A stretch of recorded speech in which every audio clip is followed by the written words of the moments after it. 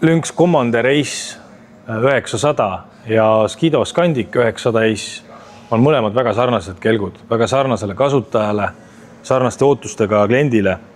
Aga täna räägimegi siis nendest kahest kelgust lähemalt, et mis on need väiksed erisused, mis siis võivad klienti mõjutada oma otsuse tegemisel. Skido Scandicu ja Lynx Commanderi mootor on 900 kuubikut, 4 takti, vedelik jahutusega, 65 kilovatti. Ta on kiirekäiguline 3-silindrine mootor, aga siiski piisavalt jõuline, et kasutada seda töökelkudel. Lisaks on siis mõlemal masinal kiirekäik, neutraal ja aeglusti. Lynx Commanderil siis kaaluks 325, Skido Scandicul 331, siis natuke raskema esividrustuse tõttu.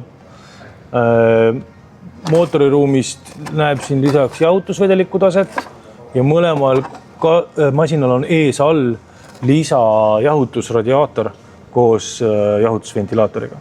Masina variaatorile ligipääs on suhteliselt lihtne, sarnasena varasematele mudelitele.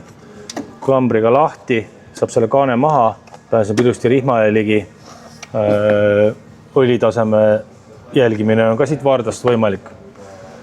Suhteliselt lihtne. Väikesed erinevused siis juhtimispaneelis. Commanderil 7,2 tolli ekraan, siin on siis kätesoojendused mõlemal pool näha, juhitavad siit nupupaneelist. Lisaks ka istmesoojenduse nupp, 2 taset. Scandicu näidikute paneel natuke väiksem, 4,5 tolli, aga siiski sama informatiivne, mõlemad kätesoojendused nupust. Ei pea mööda ekraani neid jälgima, vaid saab väga mugavalt nuppudest kohe. Muus osas suhteliselt sarnane. Commanderil sõidurežiimide valik siis sellest nupupaneelist, 3 erinevat režiimi, sport, tava ja Eco ja Scandicul siis rooli alt. Ja siis Scandicu töökoht on lisaks varustatud siis tahavaatepeeglitega. Commanderil saab need lisaks osta.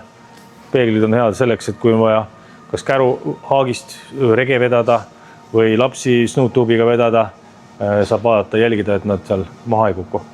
Lynx Commander Limitedil on standardvarustuses siis juba naeltega lint ja Scandicul on naelte paigaldamise valmidus.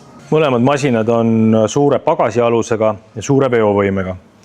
Standard veovõime 544 kilo, kui paigaldada heavy duty tagumine raam, siis see ulatub kuni 680 kiloni.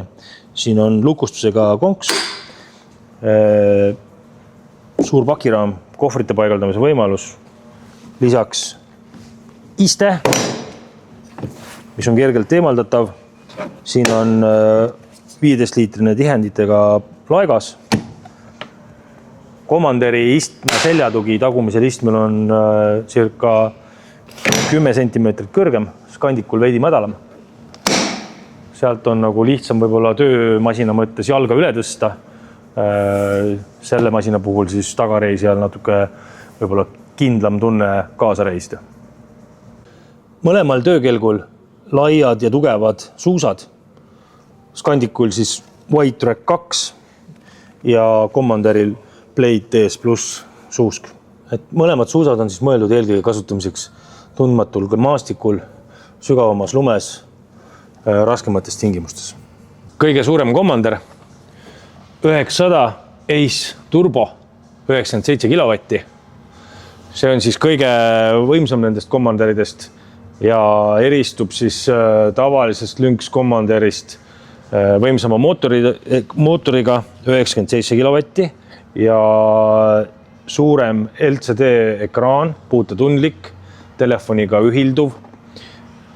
Lisaks on siis luksuslikum tagaiste, tagaistuja istmesoojenduses 2-astmeline ja kätesoojendus ka tagaistujal 2-astmeline. Tavalise Commanderiga siis üks suurimaid erinevusi on siis see uhke 10-tolline puutetundlik ja telefoniga ühilduv ekraan. Siit siis saab statistikat vaadata, masina veakoode saab lugeda, samamoodi engine mode'i muuta, PRP Go äpiga saab navigatsiooni kasutada ja muidu näeb hea välja. Nii. Siin on siis laegas, milles peidus vutlar, siia sisse saab telefoni panna ja siin sees telefon laeb juhtme vabalt.